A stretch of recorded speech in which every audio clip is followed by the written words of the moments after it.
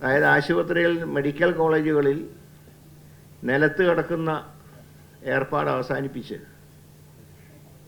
ആവശ്യമായിട്ടുള്ള സജ്ജീകരണങ്ങൾ ഒരുക്കുക. അതായത് ആവശ്യത്തിനുള്ള കട്ടിലൊക്കെ നൽകുക ആശുപത്രികൾക്ക്. ഇനി നിലത്ത് കിടത്താൻ പാടില്ല എന്നുള്ള നിർദ്ദേശം നൽകിയിട്ടുണ്ട്. അതിനാവശ്യമായിട്ടുള്ള സജ്ജീകരണങ്ങൾ ഞങ്ങൾ ഒരുക്കുന്നുണ്ട്. അതോടൊപ്പം തന്നെ ക്ലീനിങ്ങിന്, പൊതുസ്ഥലങ്ങളിൽ ക്ലീനിങ് നടത്താനുള്ള നിർദ്ദേശങ്ങൾ ആരോഗ്യവകുപ്പിൻ്റെ നേതൃത്വം നൽകുന്നുണ്ട്. ഇപ്പോൾ ബ്ലീച്ചിങ് പൗഡറൊക്കെ ഇടാനും കുടിവെള്ളം ശുദ്ധീകരിക്കാൻ. പക്ഷേ ക്ലോറിനൊക്കെ ബ്ലീച്ചിങ് പൗഡറും ഒക്കെ ഉപയോഗിച്ച് ഒക്കെ ക്ലീനാക്കുമ്പോൾ വീണ്ടും ചില അതൊക്കെ വൃത്തികേടായി നടത്തുന്നുണ്ട്. ഒരിക്കലും ഞങ്ങൾ അനുവദിക്കില്ല. ആശുപത്രിയിൽ ക്ലീനാണെങ്കിൽ മാത്രമേ ഡോക്ടർമാർക്ക് അവർ നൽകുന്ന ചികിത്സ ഫലപ്രദമായി ചികിത്സിക്കാൻ കഴിയുക, അത് സക്സസ് ആവുള്ളൂ. അപ്പോൾ ആശുപത്രി ക്ലീനായി സൂക്ഷിക്കുക, അതോടൊപ്പം തന്നെ മരുന്നുകൾ ലഭ്യമാക്കുക. പിന്നെ ഡോക്ടർമാരുടെ സംഖ്യ കുറവുള്ള സ്ഥലങ്ങൾ, എണ്ണം കുറവുള്ള സ്ഥലങ്ങൾ പുതിയ പോസ്റ്റുകൾ ക്രിയേറ്റ് ചെയ്യുക. അതോടൊപ്പം തന്നെ ചില സ്ഥലങ്ങളിൽ കൂടുതൽ സ്റ്റാഫ് ഉണ്ടാവും, ചില സ്ഥലത്ത് കുറഞ്ഞ സ്റ്റാഫാണ് ഉണ്ടാവുക. അത് ബാലൻസ് ചെയ്യാനുള്ള നിർദ്ദേശം കൊടുത്തിട്ടുണ്ട്. ഇതൊക്കെയാണ് പൊതുവായിട്ടുള്ള വകുപ്പിൽ കഴിഞ്ഞ ഒരാഴ്ച കൊണ്ട് സ്വീകരിച്ചിട്ടുള്ള നടപടികളെന്ന് പറയുന്നത്. അതോടൊപ്പം തന്നെ ചില മീഡിയയിൽ വരുന്ന വാർത്തകൾ, അത് ഞങ്ങൾ അതിൻ്റെ ഗൗരവത്തിൽ തന്നെ അത് സ്വീകരിച്ച് അന്വേഷിച്ചിട്ടുണ്ട്, നടപടികൾ സ്വീകരിക്കുന്നുണ്ട്. പക്ഷേ അത് നിങ്ങൾ റിപ്പോർട്ട് ചെയ്യുമ്പോൾ നിങ്ങൾ ഒരു കാര്യം നോക്കേണ്ടത്, അതിൻ്റെ സത്യസന്ധത ഉറപ്പാക്കിക്കൊണ്ട് വേണം റിപ്പോർട്ട് ചെയ്യാൻ. നിങ്ങളുടെ റിപ്പോർട്ടിൽ ചിലത് സത്യമാണ്, 100% സത്യമാണ്, 1-2 ഫേക്കായിട്ട് കണ്ടിട്ടുണ്ട്. അതൊരിക്കലും ചെയ്യരുത്. കാരണം നിങ്ങൾ വിമർശിച്ചാലും ആ വിമർശനങ്ങളെ സ്വാഗതം ചെയ്യുന്ന ആളാണ് ഞാൻ. കാരണം കാര്യങ്ങൾ മനസ്സിലായാൽ മാത്രമേ പ്രതിവിധി കണ്ടെത്താൻ കഴിയൂ. ഇപ്പോൾ രോഗം കണ്ടുപിടിച്ചാലേ ചികിത്സിക്കാൻ കഴിയൂ. ഇപ്പോൾ രോഗം ഇപ്പോൾ ഞാൻ പറഞ്ഞാലേ, ഈ ആശുപത്രി ക്ലീനിങ്ങിൻ്റെ കാര്യത്തിൽ എന്തെങ്കിലും അലംഭാവം ഏതെങ്കിലും ഭാഗത്തുണ്ടെങ്കിൽ അത് മന്ത്രിയുടെ ശ്രദ്ധയിൽപ്പെടുത്തിയാൽ അതിന് പരിഹാരം ഉണ്ടാക്കും. ഇപ്പോൾ ഞങ്ങളാരും ഡോക്ടർമാരല്ലല്ലോ, ആരോഗ്യമന്ത്രിമാർ ഡോക്ടർമാരല്ല. അതുകൊണ്ട് തന്നെ ഞാൻ അതുകൂടെ നോക്കിയിട്ടാണ് ഒരു ഗവൺമെൻറ് ഡോക്ടറെ തന്നെ പ്രൈവറ്റ് സെക്രട്ടറിയേറ്റ് വെച്ചിട്ടുള്ളത്. കാരണം അവർക്ക് അതിനെക്കുറിച്ച് കൂടുതൽ അറിയാൻ കഴിയും. അപ്പോൾ ഇതൊക്കെയാണ് പൊതുവായിട്ടുള്ള കാര്യങ്ങളെന്ന് പറയുന്നത്. പിന്നെ അടുത്ത 2 സംഭവങ്ങൾ റിപ്പോർട്ട് ചെയ്ത് നിങ്ങൾ സൂചിപ്പിച്ചു. ഒന്ന് കഴിഞ്ഞ, ഇതൊക്കെ എൻ്റെ കാലത്ത് നടന്നതല്ല, പത്തനംതിട്ടയിൽ കോഴഞ്ചേരി ജില്ലാ ആശുപത്രിയിൽ ഒരു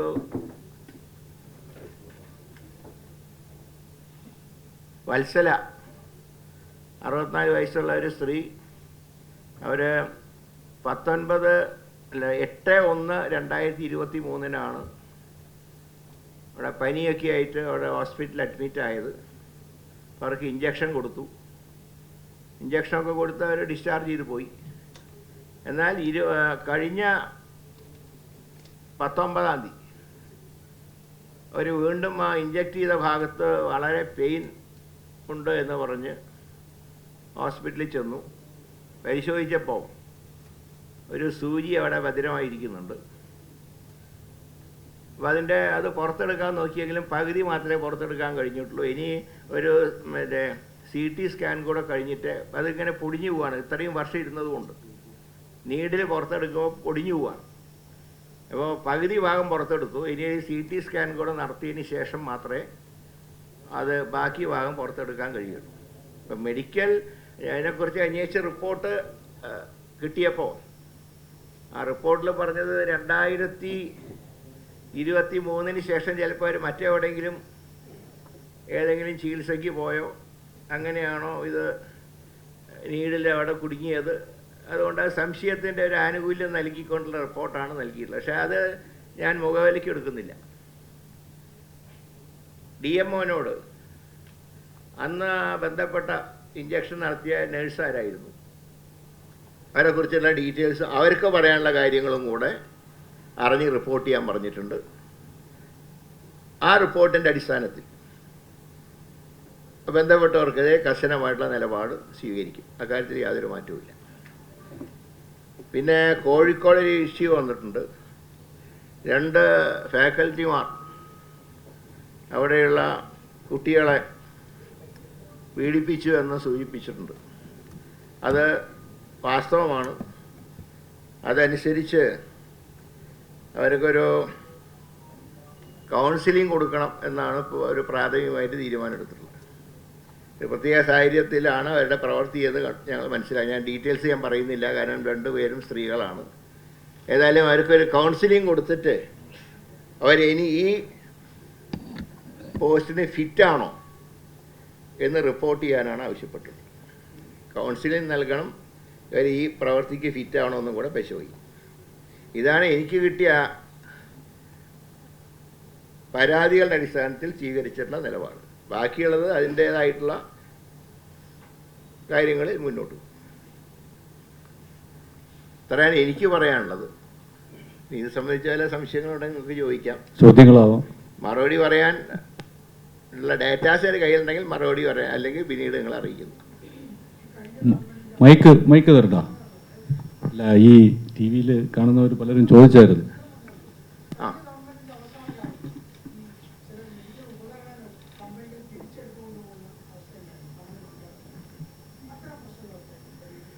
എല്ലാത്തിൻ്റെയും നമുക്ക് കൊടുക്കാനുള്ള കുടിശ്ശികൾ കൊടുത്തു കൊടുക്കും. ഒരു മെഡിക്കൽ ഉപകരണം തിരിച്ചെടുക്കേണ്ടി വരില്ല.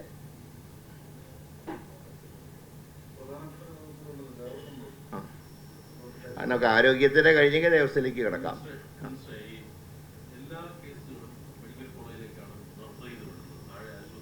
അല്ല, അതുകൊണ്ടാണ് ഞങ്ങളൊരു തീരുമാനം എടുത്തിട്ടുള്ളത്. പ്രാഥമിക ആരോഗ്യ കേന്ദ്രം, കമ്മ്യൂണിറ്റി ഹെൽത്ത് സെൻ്ററൊക്കെ കൂടുതൽ സൗകര്യങ്ങൾ ഏർപ്പെടുത്തുക.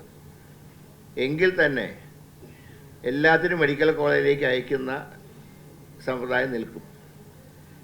പിന്നെ അതോടൊപ്പം നേരത്തെ വിട്ടുപോയൊരു കാര്യം കൂടിയുണ്ട്. UDF സർക്കാരിൻ്റെ കാലത്ത് അന്ന് അനുവദിച്ച മെഡിക്കൽ കോളേജുകൾ 2 നിർത്തലാക്കി. തിരുവനന്തപുരം, ഹരിപ്പാട്. അത് 2 പുനരാരംഭിക്കാൻ തീരുമാനിച്ചിട്ടുണ്ട്. മറ്റ് മെഡിക്കൽ കോളേജുകൾ പ്രവർത്തിക്കുന്നുണ്ടെങ്കിലും അതിപ്പോഴൊരു മെഡിക്കൽ കോളേജ് ആയിട്ടില്ല. ധാരാളം പരിമിതികളുണ്ട്. അതിലേറ്റവും പ്രയാസം നേരിടുന്നത് വയനാടാണ്. വയനാട് UDF സർക്കാരിൻ്റെ കാലത്ത് 50 ഏക്കറോളം സ്ഥലം ശ്രീ MP വീരേന്ദ്രകുമാർ സൗജന്യമായി അന്ന് സർക്കാരിന് വിട്ടു നൽകി. അവിടെ ആശുപത്രിക്കുള്ള തറക്കല്ലിട്ടു. ശ്രീമാൻ ഉമ്മൻചാണ്ടി തറക്കല്ലിട്ടു. അതേ സ്ഥലത്ത് ഭരണമാറ്റം ഉണ്ടായപ്പോൾ ശൈല ടീച്ചർ ഒരു തറക്കല്ലും കൂടി ഇട്ടു. അപ്പോഴേക്കും പ്രളയം വന്നു. അപ്പോൾ ഈ പ്രദേശം പ്രളയം ബാധിക്കാൻ സാധ്യതയുണ്ട് എന്ന നിഗമനത്തിൻ്റെ അടിസ്ഥാനത്തിൽ LDF സർക്കാർ പ്രപ്പോസൽ ക്യാൻസൽ ചെയ്തു. പിന്നീട് 2021 ഇലക്ഷൻ്റെ തൊട്ട് മുമ്പ് മാനന്തവാടി ജില്ലാ ആശുപത്രിയെ മെഡിക്കൽ കോളേജാക്കി പ്രഖ്യാപിച്ചു. ഇപ്പോൾ അതിൻ്റെ ഡെവലപ്മെൻറ്റ് മുന്നോട്ട് പോകുന്നില്ല. അതിൻ്റെ കാരണം ഇതിൻ്റെ അടുത്തുള്ള ഡെവലപ്പ് ചെയ്യേണ്ട പ്രദേശങ്ങളൊക്കെ ഫോറസ്റ്റിൻ്റെ വീടാണ്. ഏതാണ്ട് 20 ഏക്കറോളം സ്ഥലം ഫോറസ്റ്റ് വിട്ടു തരണമെന്ന് പറഞ്ഞ് ഞങ്ങൾ കേന്ദ്രത്തിന് കത്തയച്ചിട്ടുണ്ട്. അതിന് പകരം സ്ഥലം ഞങ്ങൾ കണ്ടെത്തി കൊടുക്കാം, ഫോറസ്റ്റിന് കൈമാറാൻ എന്നൊരു നിർദ്ദേശം കൊടുത്തിട്ടുണ്ട്. ഇതുവരെയായിട്ട് പെർമിഷൻ കിട്ടിയിട്ടില്ല. പക്ഷേ ഇപ്പോഴും വീരേന്ദ്രകുമാർ വിട്ടുതന്ന 50 ഏക്കർ ഞങ്ങളുടെ കയ്യിലുണ്ട്. പക്ഷേ ഇനി മാനന്തവാടിയിൽ നിന്ന് മാറ്റിക്കഴിഞ്ഞാൽ മറ്റ് പ്രാദേശിക പ്രശ്നം, ഒന്നാമത് സ്ഥലം സെലക്ട് ചെയ്തതിന് തികച്ച അശാസ്ത്രീയമായിട്ടാണ് സ്ഥലം സെലക്ട് ചെയ്തത്. പക്ഷേ ഒരു സർക്കാർ പ്രഖ്യാപിച്ചു എന്നുള്ളതുകൊണ്ട് വേറെ സർക്കാർ ക്യാൻസൽ ചെയ്യുന്നത് ശരിയല്ല. ഞങ്ങൾ ഇത് ഡെവലപ്പ് ചെയ്യാൻ നോക്കുന്നത്. അതിന് ഫോറസ്റ്റ് കൂടെ സഹായിച്ചാൽ മാത്രമേ അതിൻ്റെ കാര്യം ഞങ്ങൾക്ക് മുന്നോട്ട് കൊണ്ടുപോകാൻ കഴിയുള്ളൂ.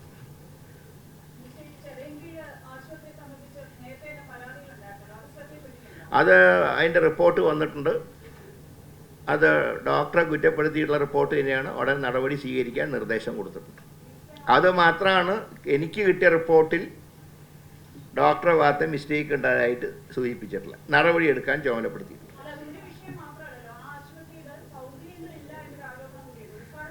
ഞാൻ പറയാം, പല ആശുപത്രികളുടെയും കെട്ടിടങ്ങളുണ്ട്. കിഫ്ബി ഉപയോഗിച്ച് കെട്ടിടം പണിതു. ഓരോടത്തും ഡോക്ടർമാരുടെ പോസ്റ്റ് ക്രിയേറ്റ് ചെയ്തിട്ടില്ല. ഞാൻ പിന്നെ കഴിഞ്ഞ സർക്കാരിനെ കുറിച്ച് ഇങ്ങനെ കുറ്റം പറയാനല്ല, ഞാൻ ആദ്യം തന്നെ പറഞ്ഞല്ലോ. ഏതായാലും ഞങ്ങൾക്ക് കുറേ കെട്ടിടങ്ങൾ കിട്ടിയിട്ടുണ്ട്. അതിലൊക്കെ ഡോക്ടർമാരെ വരെ പോസ്റ്റ് ക്രിയേറ്റ് ചെയ്യാൻ തീരുമാനിച്ചത്, ഡോക്ടർമാരും സ്റ്റാഫിനെ. അപ്പോൾ ആ കെട്ടിടം പ്രവർത്തിക്കാമല്ലോ.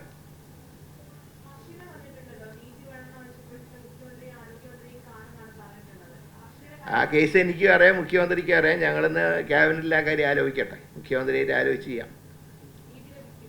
തീർച്ചയായിട്ടും. അല്ല, അത് നോക്കാം, അത് പരിശോധിക്കാം. അതിൻ്റെ പ്രൊവിഷൻ പരിശോധിച്ചുകൊണ്ടിരിക്കുന്നു. അതുകൊണ്ട് അങ്ങനെ ചെയ്യാൻ കഴിയുന്നുണ്ടെങ്കിൽ ചെയ്യാം. അതിപ്പോൾ അന്ന് CM ആയിട്ട് ആലോചിക്കട്ടെ. ഞാനതുകൊണ്ടാണത് അതിനെക്കുറിച്ച് ഓപ്പൺ കമൻറ്റ് ചെയ്യാത്തത്. അതിൻ്റെ നിയമവശം കൂടെ നോക്കണം. ഏതായാലും അവർക്ക് അങ്ങനെ തൊഴിൽ കിട്ടാൻ സാധ്യതയുണ്ടെങ്കിൽ ആ വശം പരിശോധിച്ച് കൊടുക്കാം. അതായത് അന്ന് ആരാണ് ഈ ഇഞ്ചക്ഷൻ എടുത്തത്, അവരാരാണെന്ന് കണ്ടുപിടിച്ച് അവർക്ക് പറയാനുള്ള കൂടെ കേട്ടതിന് ശേഷം ഏതായാലും നടപടി സ്വീകരിക്കുന്ന കാര്യം ഉറപ്പാണ്. ഈ റിപ്പോർട്ട് ഞാൻ പൂർണ്ണമായി സ്വീകരിക്കുന്നില്ല. എന്തായാലും നെഗ്ലിജൻസ് ഉണ്ടായിട്ടുണ്ട് എന്നാണ് പ്രാഥമികമായ റിപ്പോർട്ട് വായിച്ചപ്പോൾ എനിക്ക് തന്നെ തോന്നിയത്. ഇതിനൊരു വെള്ളപൂശൽ റിപ്പോർട്ടാണെന്ന് മനസ്സിലായി. അതുകൊണ്ട് തന്നെ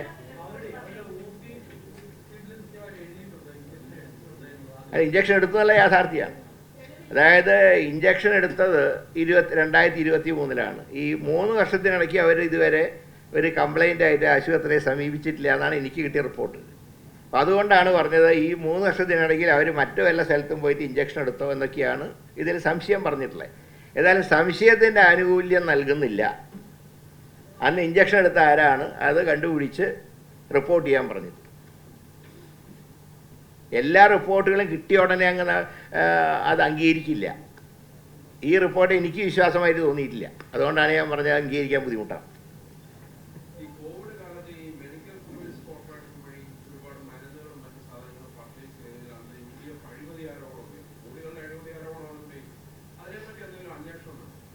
അതിനെക്കുറിച്ച് അന്വേഷിക്കാം. ഇപ്പോൾ അതിനെക്കുറിച്ച് റിപ്പോർട്ട് കിട്ടിയിട്ടില്ല. ആ റിപ്പോർട്ട് ചോദിച്ചിട്ടുണ്ട്.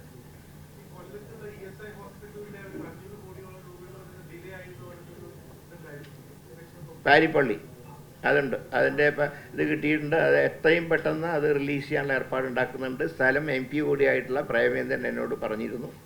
ഞാൻ മാത്രമല്ല അസംബ്ലിൻ്റെ ഇടയിലൊന്ന് അവിടെ ഹോസ്പിറ്റലിൽ വിസിറ്റ് ചെയ്യുന്നുമുണ്ട്.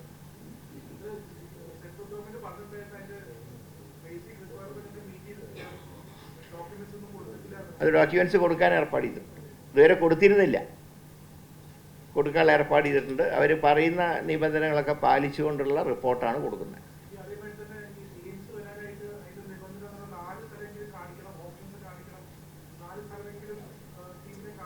അല്ല, അതിൽ ഗവൺമെൻറ്റിന് തുറന്ന സമീപനം.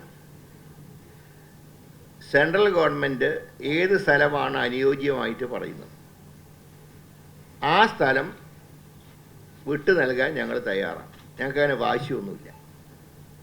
ഇപ്പോൾ വേറെ സജഷൻ ചിലർ പറഞ്ഞു, ഞാൻ അതിൻ്റെ വശങ്ങൾ ആലോചിച്ചിട്ടില്ല. ഈ പാലക്കാട് നമ്മൾ മറ്റേ റെയിൽവേക്ക് വേണ്ടി കുറേ സ്ഥലം വിട്ടുകൊടുത്തിട്ടുണ്ടല്ലോ. അത് അവർ ആ റെയിൽവേയുടെ നിർദ്ദേശങ്ങളൊക്കെ അവർ തള്ളിക്കളഞ്ഞ സാഹചര്യത്തിൽ ആ സ്ഥലം ഇപ്പോഴും ഉണ്ട്. ഇനി അവിടെ തുടങ്ങില്ല, അവിടെ തുടങ്ങാൻ തയ്യാറാണ്. ഞങ്ങൾക്ക് ഒരു സ്ഥലത്തിനോട് അലർജിയില്ല. ബാലുശ്ശേരിയിൽ കുറേ ഗവൺമെൻറ് ലാൻഡ് അക്വയർ ചെയ്ത് വെച്ചിട്ടുണ്ട്, അത് വേണമെങ്കിൽ അതിന് തയ്യാറാണ്. അതല്ല പാലക്കാട് വേണമെങ്കിൽ അവിടെ, തിരുവനന്തപുരത്ത് വല്ല സ്ഥലം ഉണ്ടെങ്കിൽ അതും തയ്യാറാണ്. പക്ഷേ എവിടെയാണെങ്കിലും കുഴപ്പമില്ല, എവിടെയാണെങ്കിലും കുഴപ്പമില്ല, സ്ഥലം വേണമെന്ന് മാത്രം.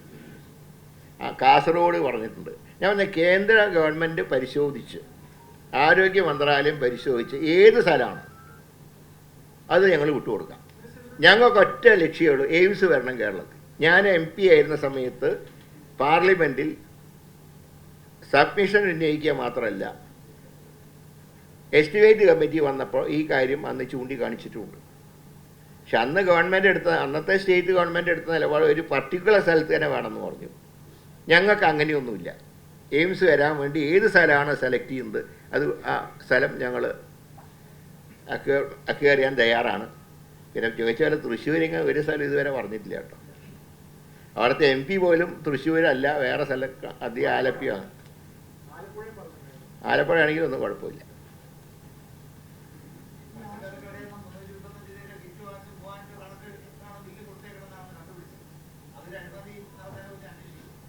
എല്ലാ അഴിമതിയെക്കുറിച്ച് അന്വേഷിക്കും, പക്ഷെ മുൻവിധിയോ ഉണ്ടാവില്ല. ആരെങ്കിലും കൊടുക്കാൻ വേണ്ടിയിട്ട് ഒരു അന്വേഷണത്തിന് ഈ സർക്കാർ തയ്യാറല്ല. അങ്ങനെ നേരം കളയാനുമില്ല.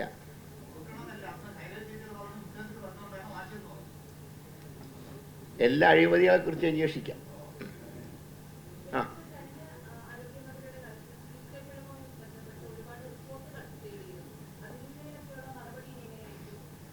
അത് കുറേ റിപ്പോർട്ടുകൾ തേടിയിട്ട് റിപ്പോർട്ടുകളൊന്നും വാങ്ങി വെച്ചതായിട്ട് കണ്ടിട്ടില്ല. ഈ റിപ്പോർട്ടുകൾ ഇങ്ങനെ നിരന്തരം വാങ്ങി വെച്ചിട്ട് കാര്യമില്ലല്ലോ. എന്തിനാ വെറുതെ വേസ്റ്റ് ബോക്സിന് എണ്ണം കൂട്ടുന്നതിനാ?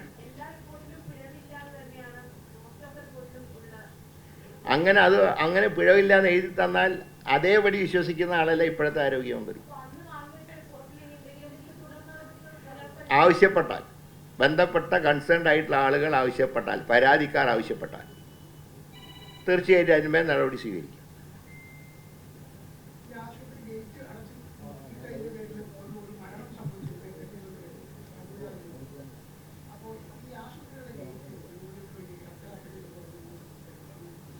അതിൻ്റെ എല്ലാ കാര്യങ്ങളും പരിശോധിക്കണം. ഗേറ്റ് തുറന്നിട്ടാൽ രാത്രി ഉണ്ടാകുന്ന എന്തുകൊണ്ടാണ് അത് അടച്ചിട്ടതെന്ന് ചോദിച്ചതിന് ശേഷം വേണം ഒരു നിലപാടെടുക്കാൻ.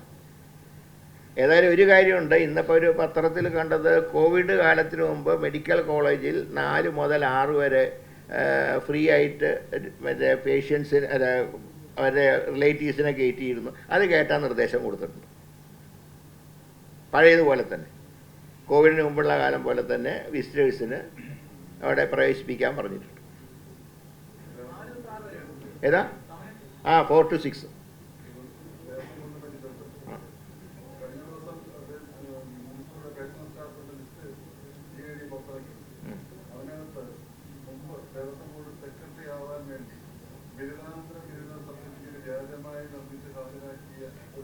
ആ പേരല്ല, നിങ്ങൾ ഉദ്ദേശിച്ച ആളല്ല ഞാൻ എടുത്തിട്ടുള്ള ആൾ.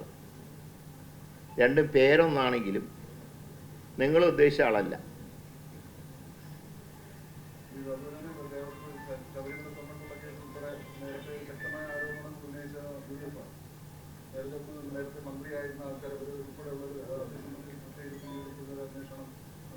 സ്വർണ്ണക്കൊള്ള കേസിൽ ഇപ്പോൾ ഉണ്ടായിട്ടുള്ളത്, ഹൈക്കോടതിയാണ് ഈ സ്പെഷ്യൽ ഇൻവെസ്റ്റിഗേഷൻ ടീമിനെ നിയോഗിച്ചത്. ഹൈക്കോടതിയുടെ പെർമിഷൻ കൂടാതെ അതിൽ മാറ്റങ്ങൾ വരുത്താൻ കഴിയില്ല. അതുകൊണ്ട്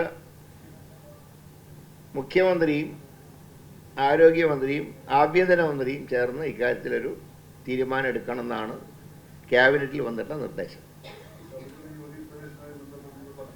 അതിന് സർക്കാരിന്, ഉമ്മൻചാണ്ടി സർക്കാരിൻ്റെ അതേ നയം തന്നെയാണ് UDF സർക്കാർ. ആചാരങ്ങളും അനുഷ്ഠാനങ്ങളും ഒരിക്കലും ഡിസ്റ്റർബ് ചെയ്യാൻ പാടില്ല.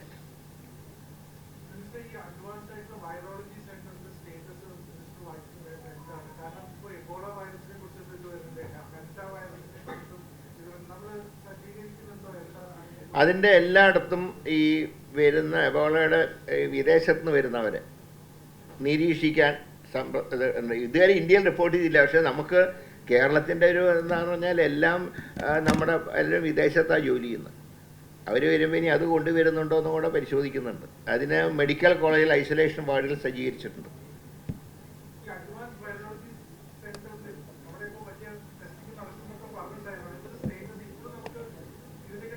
അതെ ഞാൻ പറയാം, ഇതിൻ്റെയൊക്കെ വിപുലമായിട്ട് ഇപ്പോൾ ഞാൻ 4 ദിവസമായിട്ടുള്ളൂ. ഇപ്പോൾ ഞാൻ പറയുന്നത് ഈ മഴക്കാല ശുചീകരണമാണ് ഇപ്പോഴത്തെ ഏറ്റവും വലിയ പ്രശ്നം. ബാക്കിയുള്ള വിഷയങ്ങളുണ്ട്. എല്ലാ കാര്യങ്ങളെക്കുറിച്ചും ആലോചിച്ച് ഉചിതമായിട്ടുള്ള നിലപാട് സ്വീകരിക്കും. അതിലൊരു കാര്യം ഞാൻ പറയാം, അത് ഈ ശരിക്കുള്ള അതിൻ്റെ നോംസ് പാലിച്ചുകൊണ്ട് തന്നെ നടപടി ആയിട്ട് മുന്നോട്ട് ഒരിക്കലും അതിൽ വെള്ളം ചേർക്കില്ല. അതിൻ്റെ റൂൾ അനുസരിച്ച് തന്നെ കാര്യങ്ങൾ മുന്നോട്ട് പോകും. അതിൽ ഒരു തെറ്റിദ്ധാരണയും വേണ്ട.